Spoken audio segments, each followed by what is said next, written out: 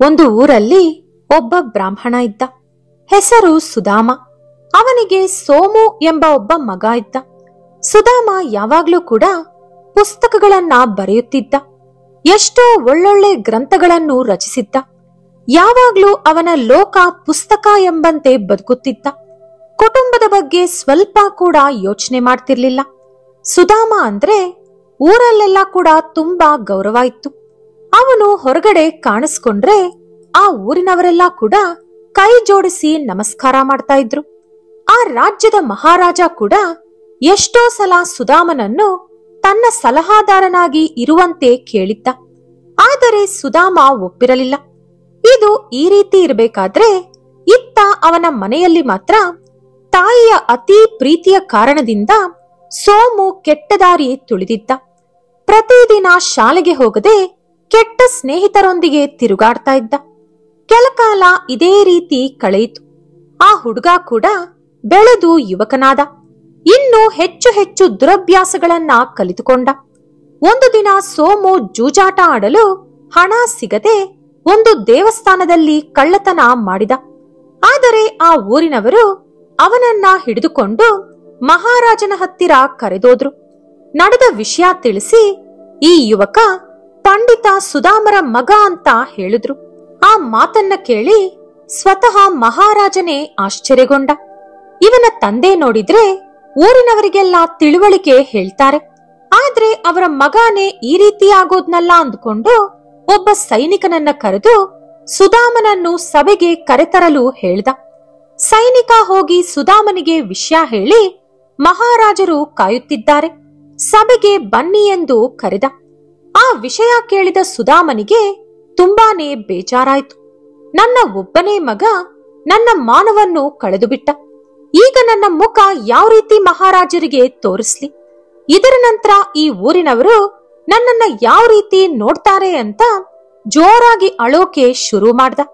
ಆಗ ಅವನ ಹೆಂಡತಿ ಬಂದು, ರೀ, ನೀವಂದ್ರೆ ಮಹಾರಾಜರಿಗೆ ತುಂಬಾ ಗೌರವ. ಈ ಒಂದು ಸಲ ನಮ್ಮ ಮಗನನ್ನ ಬಿಟ್ಟು ಬಿಡುವಂತೆ ಹೇಳಿ, ಅವರು ಖಂಡಿತ ಅವನನ್ನ ಬಿಟ್ಟು ಬಿಡ್ತಾರೆ ಅಂದ್ಲು. ಅದು ಸಾಧ್ಯ ಇಲ್ಲ, ಅವನ ತಪ್ಪಿಗೆ ಅವನು ಶಿಕ್ಷೆ ಅನುಭವಿಸಲೇಬೇಕು ಅಂದ ಸುಧಾಮ. ಆದ್ರೆ ಅವನ ಹೆಂಡತಿ, ನೋಡಿ, ಮದುವೆ ಆದಾಗಿನಿಂದ ನೀವು ನನ್ನ ಮಾತಿಗೆ ಮರ್ಯಾದೆ ಕೊಟ್ಟಿಲ್ಲ. ಇದು ನಾನು ನಿಮ್ಮನ್ನ ಕೇಳ್ತಿರೋ ಅಂತ ಮೊದಲ ಹಾಗೂ ಕೊನೆ ಕೋರಿಕೆ. ಇದನ್ನ ನೀವು ಮಾಡದೇ ಇದ್ರೆ ನಾನು ಖಂಡಿತ ಆತ್ಮಹತ್ಯೆ ಮಾಡ್ಕೊಳ್ತೀನಿ ಅಂದ್ಲು.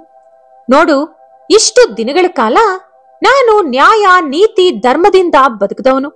ಕೆಟ್ಟವರನ್ನ ಸಮರ್ಥಿಸೋದು ಕೂಡ ಅಧರ್ಮ ಮಾಡೋದೇ ಆಗುತ್ತೆ.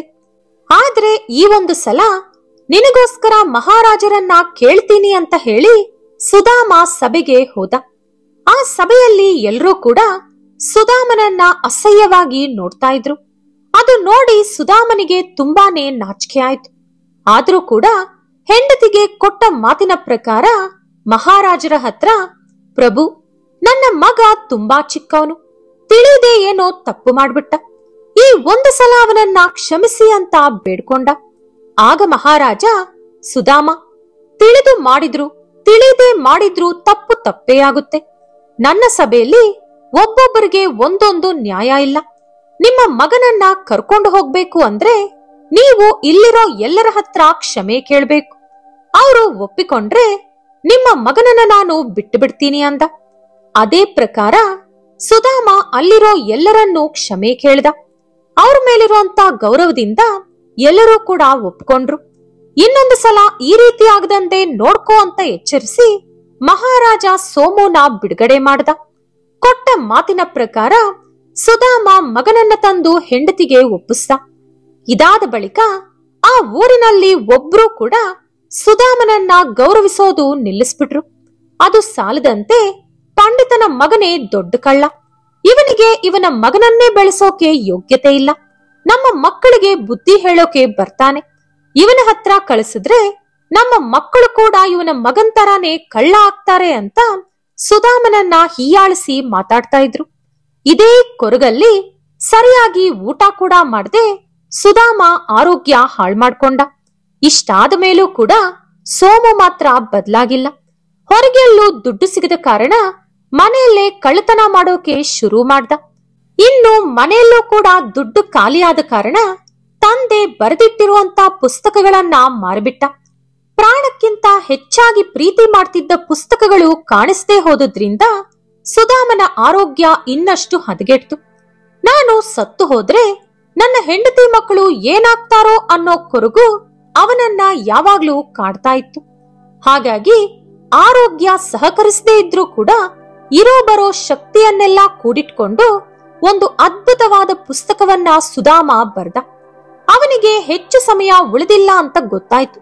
ಹಾಗಾಗಿ ಮಗನನ್ನ ಕರೆದು ಮೊದಲನೇ ಸಲ ಪ್ರೀತಿಯಿಂದ, ಕುಮಾರ ಸೋಮು, ನೀನು ಬದಲಾಗೋಕೆ ಇನ್ನೂ ತುಂಬಾ ಸಮಯ ಇದೆ. ಕೆಟ್ಟ ಅಭ್ಯಾಸಗಳು, ಕೆಟ್ಟ ಸ್ನೇಹಿತರು ಎಲ್ಲವನ್ನೂ ಕೂಡ ಬಿಟ್ಟುಬಿಡು. ನಿನ್ನ ತಾಯಿಯನ್ನ ಹುಷಾರಾಗಿ ನೋಡ್ಕೋ. ಜೀವನ ತುಂಬಾನೇ ಅಮೂಲ್ಯವಾದುದು. ಧರ್ಮವಾಗಿ ಬದುಕೋದು ಕಲಿತುಕೋ ಅಂತ ಹೇಳಿ ಆ ಪುಸ್ತಕವನ್ನ ಮಗನ ಕೈಗೆ ಕೊಟ್ಟು, ಮಗನೇ, ನೀನು ಈ ರೀತಿ ಬದಲಾಗೋಕೆ ನಾನೇ ಕಾರಣ ಆಗ್ಬಿಟ್ಟೆ. ನಾನು ಮನೆ ಬಗ್ಗೆ, ನಿನ್ನ ಬಗ್ಗೆ ಯೋಚನೆ ಮಾಡಿದ್ರೆ ನೀನು ಈ ರೀತಿ ಆಗ್ತಿರ್ಲಿಲ್ಲ. ದಯವಿಟ್ಟು ನನ್ನನ್ನ ಕ್ಷಮಿಸ್ಬಿಡು. ಈ ಪುಸ್ತಕ ತುಂಬಾನೇ ಅಮೂಲ್ಯವಾದುದು. ಇದು ಜೀವನದಲ್ಲಿ ನಿನಗೆ ತುಂಬಾನೇ ಸಹಾಯ ಮಾಡುತ್ತೆ. ಇದನ್ನ ಹೊರತುಪಡಿಸಿ ನಿನಗೆ ಕೊಡೋಕೆ ನನ್ನ ಹತ್ರ ಏನೂ ಇಲ್ಲ ಅಂತ ಹೇಳಿ ಅಲ್ಲಿಂದ ಕೋಣೆಗೆ ಹೊರಟೋದ. ಪುಸ್ತಕ ನೋಡ್ತಾ ಸೋಮು, ಅಯ್ಯೋ, ನನಗೆ ಓದೋಕೆ ಬರಲ್ಲ. ಈ ಪುಸ್ತಕ ನನಗೆ ಎಲ್ಲಿಂದ ಉಪಯೋಗವಾಗ್ಬೇಕು? ಇದರ ಬದಲು ಸ್ವಲ್ಪ ದುಡ್ಡಾದ್ರೂ ಕೊಟ್ಟಿದ್ರೆ ಜೂಜಾಡಿ ಹಣ ಸಂಪಾದನೆ ಮಾಡ್ತಿದ್ದೆ ಅಂದುಕೊಂಡು ಆ ಪುಸ್ತಕವನ್ನ ಒಂದು ಮೂಲೆಯಲ್ಲಿ ಬಿಸಾಡ್ದ. ಮಾರನೇ ದಿನ ಬೆಳಿಗ್ಗೆ ಸುಧಾಮ ಸತ್ತು ಹೋದ. ಅವನ ಹೆಂಡತಿ ನನ್ನನ್ನ ಅನ್ಯಾಯ ಮಾಡಿ ಹೊರಟೋದ್ರಿ ಅಂತ ಜೋರಾಗಿ ಗೋಳಾಟ ಶುರು ಮಾಡಿದ್ಲು. ಆದ್ರೆ ಸೋಮು ಮಾತ್ರ ಒಂದು ಹನಿ ನೀರು ಕೂಡ ಸುರಿಸದೆ ತಂದೆ ಕೋಣೆಯಲ್ಲಿ ಎಲ್ಲಾದ್ರೂ ದುಡ್ಡಿಟ್ಟಿದಾರಾ ಅಂತ ಹುಡುಕಾಡ್ದ. ಆದ್ರೆ ₹1 ಕೂಡ ಅವನಿಗೆ ಸಿಗ್ಲಿಲ್ಲ. ಕೆಲ ದಿನಗಳು ಹೀಗೆ ಕಳೀತು. ಮನೆಯಲ್ಲಿರೋ ದವಸ ಧಾನ್ಯ ಕೂಡ ಖಾಲಿ ಆಯ್ತು. ಯಾವುದೇ ಆದಾಯ ಇರದ ಕಾರಣ ಅವರಿಗೆ ತಿನ್ನೋಕೂ ಕೂಡ ಗತಿ ಇಲ್ಲದಂತಾಯ್ತು. ಒಂದು ದಿನ ಅವನ ತಾಯಿ ಕರೆದು, ಸೋಮು, ಇಷ್ಟು ದಿನ ನಿಮ್ಮಪ್ಪ ದುಡಿದು ನಮ್ಮನ್ನ ಪೋಷಿಸ್ತಾ ಇದ್ರು. ಈಗ ಅವರು ಹೋದ ಮೇಲೆ ನಮಗೆ ಯಾವುದೇ ಆದಾಯ ಇಲ್ಲದಂತಾಗಿದೆ. ತಿನ್ನೋಕೂ ಮನೆಯಲ್ಲಿ ಏನೂ ಇಲ್ಲ. ನೀನು ಇನ್ನೂ ಎಷ್ಟು ದಿನ ಅಂತ ಮನೆಯಲ್ಲೇ ಕೂತಿರ್ತೀಯ? ಎಲ್ಲಾದ್ರೂ ಹೋಗಿ ಕೆಲಸ ಮಾಡಿ ಹಣ ಸಂಪಾದನೆ ಮಾಡು ಅಂದ್ಲು. ಅಮ್ಮ, ನಿನಗೆ ತಲೆ ಕೆಟ್ಟಿದ್ಯಾ? ನನಗೆ ವಿದ್ಯೆ ಇಲ್ಲ, ಬುದ್ಧಿ ಇಲ್ಲ. ಅದರ ಜೊತೆಗೆ ಕಳ್ಳ ಅನ್ನೋ ಪಟ್ಟ ಬೇರೆ ಇದೆ. ಹೀಗಿರೋವಾಗ ಯಾರು ತಾನೇ ನನ್ನನ್ನ ನಂಬಿ ಕೆಲಸ ಕೊಡ್ತಾರೆ ಹೇಳು ಅಂತ ಹೇಳಿ ಸೋಮು ಅಲ್ಲಿಂದ ಹೊರಟೋದ. ಆಗ ಪಂಡಿತನ ಹೆಂಡತಿ ವಿಧಿ ಇಲ್ಲದೆ ಮಹಾರಾಜರ ಹತ್ರ ಹೋಗಿ, ಪ್ರಭುಗಳೇ, ನನ್ನ ಗಂಡ ಸತ್ತೋದಾಗಿನಿಂದ ನಮ್ಮ ಮನೆ ಪರಿಸ್ಥಿತಿ ತುಂಬಾನೇ ಕೆಟ್ಟೋಗಿದೆ. ತಿನ್ನೋಕೂ ಕೂಡ ಏನೂ ಇಲ್ಲ. ದಯವಿಟ್ಟು ಸಹಾಯ ಮಾಡಿ ಅಂತ ಬೇಡ್ಕೊಂಡ್ಲು. ಅದಕ್ಕೆ ಮಹಾರಾಜ, ನೋಡಮ್ಮ, ವಯಸ್ಸಿಗೆ ಬಂದಿರೋಂತ ಮಗನನ್ನ ಮನೆಯಲ್ಲಿಟ್ಕೊಂಡು ನೀನು ಈ ರೀತಿ ಹೊರಗಡೆ ಸಹಾಯ ಬೇಡೋದು ಸರಿಯಿಲ್ಲ. ಅವನನ್ನ ಎಲ್ಲಾದ್ರೂ ಕೆಲಸಕ್ಕೆ ಕಳಿಸು. ದುಡಿದು ತಿನ್ನಿ ಅಂತ ಬುದ್ಧಿ ಹೇಳಿ ಸ್ವಲ್ಪ ದುಡ್ಡು ಕೊಟ್ಟು ಕಳಿಸ್ದ. ಆ ದುಡ್ಡಿಂದ 1 ತಿಂಗಳು ತಾಯಿ ಮಗ ಆರಾಮಾಗಿ ಕೂತು ತಿಂದ್ರು. ಮತ್ತೆ ಪರಿಸ್ಥಿತಿ ಮೊದಲಿಗೆ ಬಂದು ನಿಂತ್ಕೊಂತು. ಒಂದು ದಿನ ಸೋಮುಗೆ ಅವನ ತಂದೆ ಕೊಟ್ಟ ಪುಸ್ತಕ ನೆನಪಾಯ್ತು. ಅಪ್ಪ ಸಾಯೋಕೂ ಮುಂಚೆ ಕೊಟ್ಟಿರೋಂತ ಪುಸ್ತಕ ಅದು. ಅಮೂಲ್ಯವಾದ ಪುಸ್ತಕ. ಜೀವನದಲ್ಲಿ ತುಂಬಾ ಉಪಯೋಗವಾಗುತ್ತೆ ಅಂತ ಬೇರೆ ಹೇಳಿದ್ರು.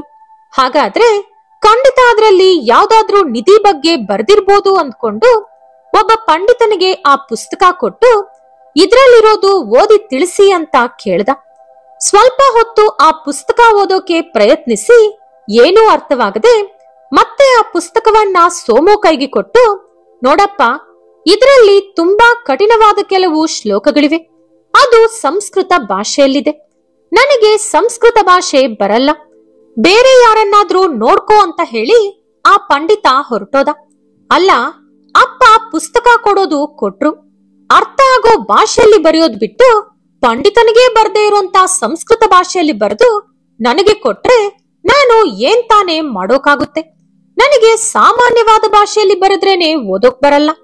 ಇನ್ನು ಸಂಸ್ಕೃತ ಭಾಷೆ ಎಲ್ಲಿಂದ ಬರಬೇಕು ಅಂತ ತಂದೆಯನ್ನ ಬೈದು ಮತ್ತೆ ಆ ಪುಸ್ತಕವನ್ನ ಒಂದು ಮೂಲೆಯಲ್ಲಿ ಎಸೆದ ಸೋಮು. ತಾಯಿ ಹೇಳಿದಂತೆ ಕೆಲಸ ಹುಡುಕುತ್ತಾ ಊರೆಲ್ಲ ಅಲೆದಾಡಿದ. ಆದ್ರೆ ಯಾರೂ ಕೂಡ ಅವನನ್ನ ನಂಬಿ ಕೆಲಸ ಕೊಟ್ಟಿಲ್ಲ. ತುಂಬಾ ದಿನ ಸರಿಯಾಗಿ ಊಟ ತಿನ್ನದೆ ತಾಯಿ ಆರೋಗ್ಯ ಕೂಡ ಹಾಳಾಯ್ತು. ತಾಯಿ ಪರಿಸ್ಥಿತಿ ನೋಡಿ ಸೋಮು ತುಂಬಾನೇ ನೊಂದುಕೊಂಡ. ಈ ಊರಲ್ಲಿ ಎಷ್ಟೇ ಹುಡುಕಿದ್ರೂ ನನಗೆ ಕೆಲಸ ಸಿಗಲ್ಲ, ಪಕ್ಕದ ಊರ್ಗಾದ್ರೂ ಹೋಗಿ ಕೆಲಸ ಹುಡುಕೋಣ ಅಂದುಕೊಂಡು ಹೋದ. ದಾರಿಯಲ್ಲಿ ಅವನಿಗೆ ವಿಪರೀತವಾಗಿ ಹಸಿವಾಯ್ತು. ಅಲ್ಲಿ ಅವನಿಗೊಂದು ಹಣ್ಣಿನ ತೋಟ ಕಾಣಿಸ್ತು. ಕೆಲವು ಹಣ್ಣುಗಳನ್ನ ಕಿತ್ತುಕೊಂಡ. ಆದ್ರೆ ಆ ತೋಟದ ಮಾಲೀಕ ಅವನನ್ನ ಹಿಡ್ಕೊಂಡು ಮಹಾರಾಜರಿಗೆ ಒಪ್ಸಿ, ಪ್ರಭು, ಇವನು ನನ್ನ ತೋಟದಲ್ಲಿ ಹಣ್ಣುಗಳನ್ನ ಕದ್ದಿದ್ದಾನೆ, ಇವನಿಗೆ ಶಿಕ್ಷೆ ಕೊಡಿ ಅಂತ ಹೇಳ್ದ. ಆಗ ಮಹಾರಾಜ ಕೋಪದಿಂದ, ಏನೋ ನೀನಿನ್ನೂ ಬದ್ಲಾಗಿಲ್ವಾ, ಮತ್ತೆ ಮತ್ತೆ ಕಳ್ಳತನ ಮಾಡ್ತಾನೆ ಇದ್ಯಾ ಅಂತ ಕೇಳ್ದ. ಪ್ರಭು, ನಾನು ಹಣ ಕಳ್ಳತನ ಮಾಡಿಲ್ಲ, ತುಂಬಾ ಹಸಿವಾಗಿ ಒಂದೆರಡು ಹಣ್ಣುಗಳನ್ನ ಮಾತ್ರ ಕಿತ್ಕೊಂಡೆ ಅಷ್ಟೇ ಅಂದ ಸೋಮು. ನೀನು ಇನ್ನೊಂದು ಮಾತು ಆಡ್ಬೇಡ. ನಿನ್ನ ತಂದೆ ಮೇಲಿರೋ ಗೌರವದಿಂದ ಇಷ್ಟು ದಿನ ನಿನ್ನನ್ನ ಸುಮ್ಮನೆ ಬಿಟ್ಟೆ. ಆದ್ರೆ ಈಗ ನಿನ್ನ ತಂದೆನೇ ಇಲ್ಲ, ಮೊದಲಿಲ್ಲಿಂದ ಹೊರಟೋಗು ಅಂದ ರಾಜ. ಇನ್ನು ಸೋಮು ಅಳ್ತಾ ತಾಯಿಯನ್ನ ಕೂಡ ಕರ್ಕೊಂಡು ಹೋಗೋಕೆ ಮನೆಗೆ ಬಂದ. ಆದ್ರೆ ಅದಾಗಲೇ ಅವನ ತಾಯಿ ಸತ್ತೋಗಿದ್ಲು. ಅದನ್ನ ನೋಡಿ ಸೋಮುಗೆ ಸಹಿಸೋಕಾಗ್ಲಿಲ್ಲ. ತಾಯಿ ಅಂತ್ಯಕ್ರಿಯೆಯನ್ನ ಮುಗಿಸಿ ತಂದೆ ಕೊಟ್ಟ ಪುಸ್ತಕ ತಗೊಂಡು ಪಕ್ಕದ ರಾಜ್ಯಕ್ಕೆ ಪ್ರಯಾಣ ಶುರು ಮಾಡ್ದ. ದಾರಿಯಲ್ಲಿ ಅವನಿಗೊಂದು ಕಾಡು ಕಾಣಿಸ್ತು. ಅಲ್ಲೊಂದು ಮರದ ಕೆಳಗೆ ಕುಳಿತುಕೊಂಡು, ಇನ್ನು ಜೀವನದಲ್ಲಿ ನನಗಂತ ಯಾರಿದ್ದಾರೆ, ನಾನು ಸನ್ಯಾಸಿಗಳ ತರ ಇದೇ ಕಾಡಲ್ಲಿ ಹಣ್ಣುಗಳು ಗೆಣಸುಗಡ್ಡೆ ತಿನ್ಕೊಂಡು ಬದುಕೋತೀನಿ ಅನ್ಕೊಂಡ. ಸ್ವಲ್ಪ ಹೊತ್ತು ಹಾಗೆ ಕೂತ್ಕೊಂಡ. ಆದ್ರೆ ಹೊತ್ತು ಹೋಗ್ಲಿಲ್ಲ. ಹೋಗ್ಲಿ, ತಂದೆ ಕೊಟ್ಟಿರೋ ಪುಸ್ತಕನಾದ್ರೂ ತೆಗೆದು ನೋಡೋಣ, ಏನಾದ್ರೂ ಚಿತ್ರಗಳಾದ್ರೂ ಇರಬಹುದು ಅಂದುಕೊಂಡು ಪುಸ್ತಕ ತೆಗೆದ. ಆದ್ರೆ ಅದರಲ್ಲಿ ಬರೀ ಶ್ಲೋಕಗಳು ಮಾತ್ರ ಇತ್ತು. ಅಷ್ಟರಲ್ಲಿ ಅಲ್ಲಿ ಜೋರಾಗಿ ಗಾಳಿ ಬೀಸಿ ಆ ಪುಸ್ತಕದಲ್ಲಿರುವಂತ ಕೆಲವು ಹಾಳೆಗಳು ದೂರ ಹಾರೋದು. ಇರೋದನ್ನಾದ್ರೂ ಕಾಪಾಡ್ಕೊಳ್ಳೋಣ ಅಂದುಕೊಂಡು ಸೋಮು ಆ ಪುಸ್ತಕವನ್ನ ಗಟ್ಟಿಯಾಗಿ ಹಿಡಿದುಕೊಂಡು ಒಂದು ಚೀಲದಲ್ಲಿ ಹಾಕಿ ಎಲ್ಲಾದ್ರೂ ಹಣ್ಣು ಹಂಪಲು ಸಿಗುತ್ತಾ ಅಂತ ಹುಡುಕಾಡೋಕೆ ಹೋದ. ಅದೇ ಕಾಡಿಗೆ ಬೇಟೆಯಾಡೋಕಂತ ಒಬ್ಬ ಯುವರಾಜ ಬಂದಿದ್ದ. ಗಾಳಿಯಲ್ಲಿ ಹಾರಿ ಹೋದಂತ ಹಾಳೆಗಳಲ್ಲಿ ಒಂದು ಹಾಳೆ ಯುವರಾಜನ ಕೈಗೆ ಸಿಕ್ಕಿತು. ಅದರಲ್ಲಿ ಬರೆದಿರೋದು ಯುವರಾಜನಿಗೂ ಕೂಡ ಅರ್ಥ ಆಗ್ಲಿಲ್ಲ. ಹಾಗಾಗಿ ಅವನಿಗೆ ಅದರಲ್ಲಿರುವಂತ ವಿಷಯ ತಿಳ್ಕೋಬೇಕು ಅನ್ನೋ ಕುತೂಹಲ ಹೆಚ್ಚಾಯ್ತು.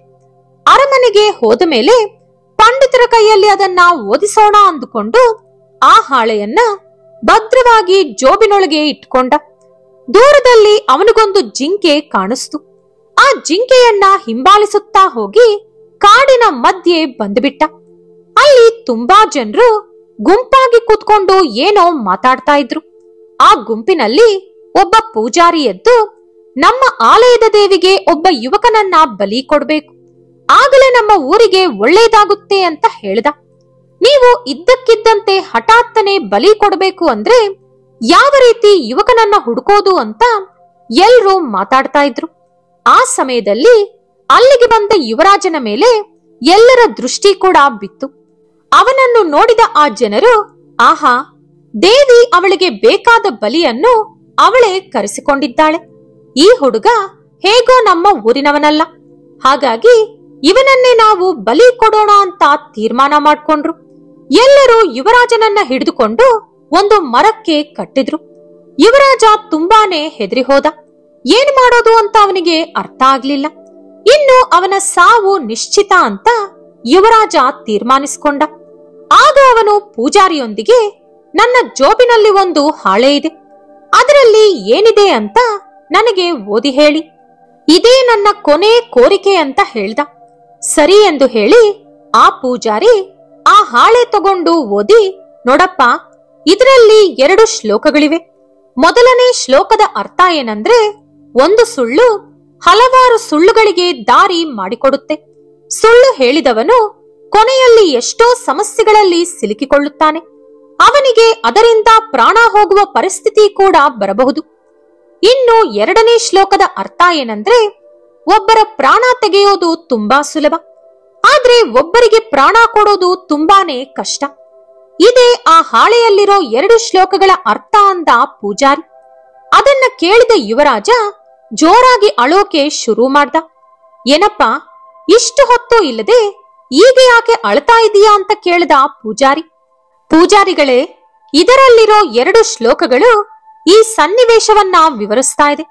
ಮೊದಲನೇ ಶ್ಲೋಕ ನನಗೆ, 2ನೇ ಶ್ಲೋಕ ನಿಮಗೆ ಅಂದ ಯುವರಾಜ. ಒಂದು ಕ್ಷಣ ಯೋಚಿಸಿದ ಪೂಜಾರಿ, ಈ ಶ್ಲೋಕದಲ್ಲಿರೋದು ನಿಜ.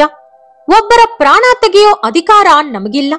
ನಮ್ಮ ಊರನ್ನ ಉದ್ಧಾರ ಮಾಡೋಕೆ ನಾನು ಬೇರೆ ದಾರಿ ಹುಡುಕುತ್ತೇನೆ ಅಂತ ಹೇಳಿ ಯುವರಾಜನನ್ನ ಬಿಟ್ಟುಬಿಟ್ಟ. ಅಲ್ಲಿಂದ ಯುವರಾಜ ಅರಮನೆಗೆ ಹಿಂದಿರುಗಿ ತಂದೆಗೆ ನಡೆದ ವಿಷಯ ಹೇಳಿ, ಅಪ್ಪ, ನೀವು ನನಗೆ ಬೇಟೆಗೆ ಹೋಗಬೇಡ ಅಂತ ಹೇಳಿದ್ರಿ. ಆದ್ರೆ ನಾನು ನಿಮಗೆ ಸುಳ್ಳು ಹೇಳಿ ಬೇಟೆಗೆ ಹೋಗಿ ದೊಡ್ಡ ಸಮಸ್ಯೆಯಲ್ಲಿ ಸಿಲುಕಿಕೊಂಡೆ. ಆಗ ಈ ಹಾಳೆನೆ ನನ್ನ ಪ್ರಾಣ ಕಾಪಾಡ್ತು ಅಂತ ಹೇಳ್ದ. ಹೌದಾ? ಹಾಗಾದ್ರೆ ಆ ಹಾಳೆ ಕೊಡು ಅಂತ ಹೇಳಿ ಮಹಾರಾಜ ಆ ಹಾಳೆ ತಗೊಂಡು ನೋಡ್ದ. ಅದರಲ್ಲಿರೋ 2 ಶ್ಲೋಕಗಳು ತುಂಬಾ ಅರ್ಥಪೂರ್ಣವಾಗಿತ್ತು. ಇದು 5ನೇ ಹಾಳೆ. ಇಂಥದ್ದು ಆ ಪುಸ್ತಕದಲ್ಲಿ ತುಂಬಾ ಹಾಳೆಗಳು ಇರಬಹುದು. ನಾವು ಆ ಪುಸ್ತಕವನ್ನ ಹುಡುಕಲೇಬೇಕು ಅಂತ ಮಹಾರಾಜ ಯುವರಾಜನಿಗೆ ಹೇಳ್ದ. ಮಾರನೇ ದಿನ ಸಭೆಯಲ್ಲಿ ಆ ಹಾಳೆ ಎಲ್ಲರಿಗೂ ತೋರಿಸಿ, ಎಲ್ಲರೂ ಈ ಹಾಳೆಯಲ್ಲಿ ಬರ್ದಿರೋಂತ ಬರಹವನ್ನ ಚೆನ್ನಾಗಿ ನೋಡಿ. ಇದು ಒಂದು ಪುಸ್ತಕದ 5ನೇ ಹಾಳೆ.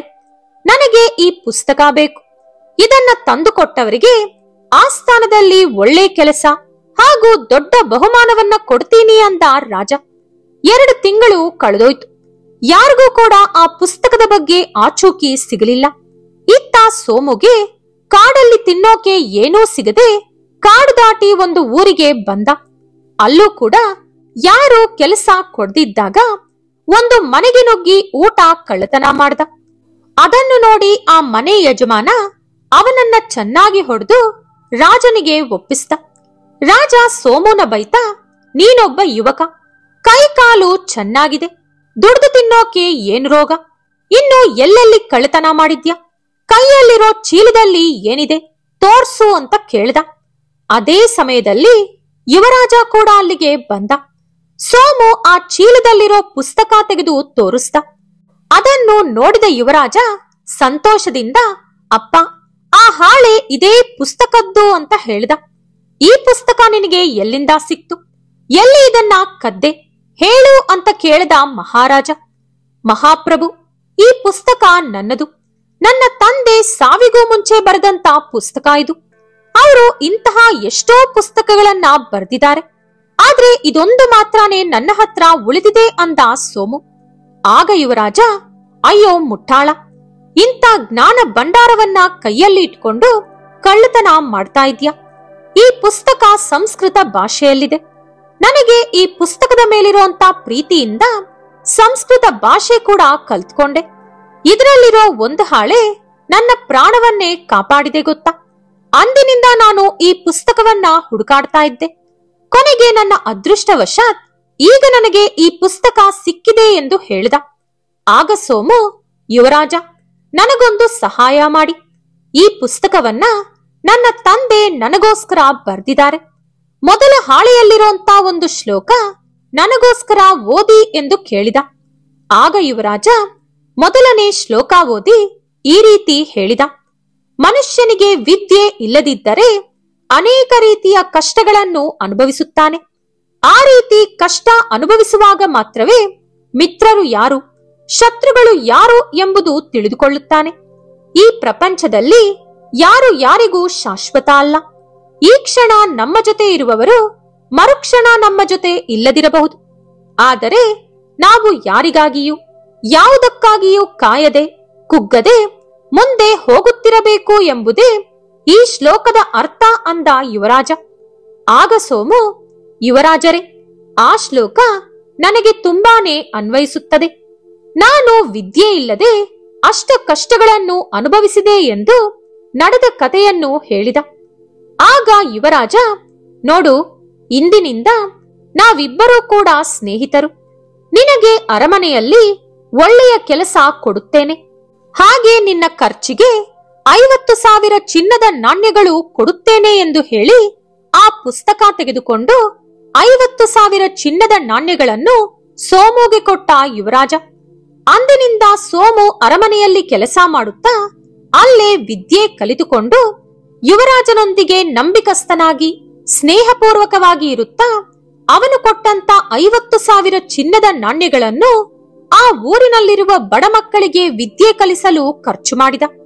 ಆ ರೀತಿ ಎಷ್ಟೋ ಮಕ್ಕಳಿಗೆ ವಿದ್ಯಾಭ್ಯಾಸ ಸಿಗುವಂತೆ ಮಾಡಿದ ಸೋಮು. ನೋಡಿದ್ರಲ್ಲ ಸ್ನೇಹಿತರೆ, ನಮ್ಮ ಜೀವನದಲ್ಲಿ ಏನು ನಡೆದ್ರೂ ಕೂಡ ಅದು ನಮ್ಮ ಕೈಯಲ್ಲಿ ಇರಲ್ಲ. ನಾವು ಅಂದುಕೊಂಡಂತೆ ಯಾವುದೂ ಕೂಡ ನಡೆಯಲ್ಲ. ನಾವು ಯಾವುದನ್ನು ಕೂಡ ಬದಲಾಯಿಸೋಕೆ ಸಾಧ್ಯ ಆಗಲ್ಲ. ಹಾಗಾಗಿ ನಡೆದು ಹೋದದ್ದನ್ನು ಅಥವಾ ಮುಂದೆ ನಡೆಯೋದನ್ನ ನೆನೆಸಿಕೊಂಡು ಕೊರಗೋದು, ಅಳೋದು, ಭಯ ಪಡೋದು, ನೊಂದುಕೊಳ್ಳೋದು ಮಾಡಿದ್ರೆ ಯಾವ ಪ್ರಯೋಜನ ಕೂಡ ಇರಲ್ಲ. ಕಾಲಕ್ಕೆ ತಕ್ಕಂತೆ ನಡಿಬೇಕು, ತಾಳಕ್ಕೆ ತಕ್ಕಂತೆ ಕುಣಿಬೇಕು ಅಂತಾರಲ್ಲ, ಆ ರೀತಿನೇ ನಾವು ಕೂಡ ಬದುಕಬೇಕು. ಈ ವಿಡಿಯೋ ನಿಮಗೆ ಇಷ್ಟ ಆದ್ರೆ ಲೈಕ್ ಮಾಡಿ, ಶೇರ್ ಮಾಡಿ. ಇಂಥ ಹೆಚ್ಚಿನ ಉತ್ತಮ ಕಥೆಗಳಿಗಾಗಿ ತಪ್ಪದೇ ನಮ್ಮ ಚಾನೆಲ್ ಅನ್ನು ಸಬ್ಸ್ಕ್ರೈಬ್ ಮಾಡ್ಕೊಳ್ಳಿ. ನಾಳೆ ಮತ್ತೊಂದು ವಿಡಿಯೋದೊಂದಿಗೆ ಪುನಃ ಭೇಟಿಯಾಗೋಣ. ಧನ್ಯವಾದಗಳು.